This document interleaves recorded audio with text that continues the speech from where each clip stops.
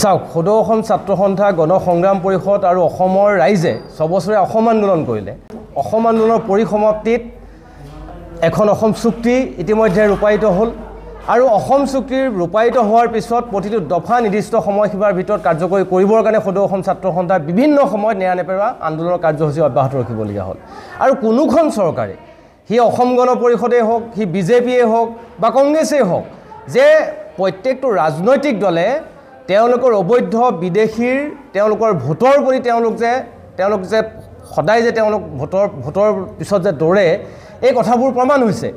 কংগ্ৰেছে যিটো কাম কৰিছে বিজেপিয়ে কৰিছে আৰু শেহতীয়াকৈ বিজেপি বা অসম গণ পৰিষদৰ যিখন চৰকাৰ চলি আছে, সন্মিলিত যিখন চৰকাৰ চলি আছে, গতিকে আজি তেওঁলোকক সেইখিনি কথাই কৈছে যে অসম চুক্তি নেচাত কৰি 855 গৰাকী আৰু শেহতীয়াকৈ 5 গৰাকী কা আন্দোলনৰ শ্বহীদৰ লগত 860 গৰাকী জাতীয় শ্বহীদক তেওঁলোকে চূড়ান্তভাৱে অপমান কৰিব বিচাৰিছে এইখন চৰকাৰে, ৰাজ্য চৰকাৰ আৰু কেন্দ্ৰীয় চৰকাৰে।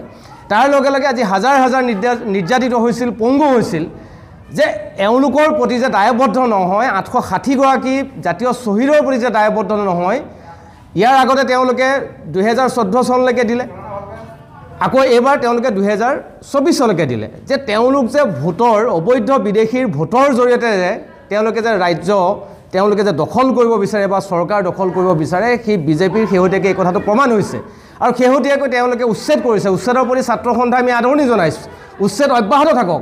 কিন্তু এফালে উচ্ছেদ কৰিব, এফালে ৰঙা দলিচা পাৰি বিদেশীক ইয়াত সংস্থাপিত কৰিব আৰু অবৈধ বিদেশীৰ জৰিয়তে তেওঁলোকে ৰাজনৈতিক বৈতৰণি পাৰ কৰাৰ চিন্তা চৰ্চা কৰিব। এই কথা কেতিয়াও হ'বলৈ দিয়া নহ'ব। ছাত্ৰ সন্থাই ইতিমধ্যে অবিৰতভাৱে কাৰ্যসূচী ঘোষণা কৰিছে আৰু আমি আহি থকা দিনত ছাত্ৰ সন্থাই এই সিদ্ধান্তৰ আমি যিকোনো প্ৰতিবাদৰ বিনিময়ত আমি এই সিদ্ধান্ত প্ৰত্যাহাৰ কৰিবৰ কাৰণে নিশ্চয় বাধ্য হ'ব লাগিব। ডক্টৰ সৰ্বপল্লী ৰাধাকৃষ্ণনৰ আজি এটা পবিত্ৰ দিন আৰু এই পবিত্ৰ দিনটোত সদৌ জামুগুৰি ছাত্ৰ সন্থাই প্ৰতি বছৰে প্ৰাথমিক পৰ্যায়ৰ যিসকল শিক্ষক শিক্ষয়িত্ৰী অৱসৰ গ্ৰহণ কৰে বৃহত্তৰ নদুৱা অঞ্চলৰ প্ৰতিগৰাকী শিক্ষক শিক্ষয়িত্ৰীক আমন্ত্ৰণ জনাই এই অনুষ্ঠানৰ গুৰু সেৱাৰ জৰিয়তে তেখেতসকলৰ প্ৰতি সেৱা আৰু ভক্তি জনায়। আচলতে শিক্ষক শিক্ষয়িত্ৰীসকলে সমাজৰ তেওঁলোকে সৰ্বোচ্চম ত্যাগ কৰে ছাত্ৰ ছাত্ৰীৰ কাৰণে আৰু সমাজখনে তেওঁলোকক দিবলগীয়া একো নাথাকে।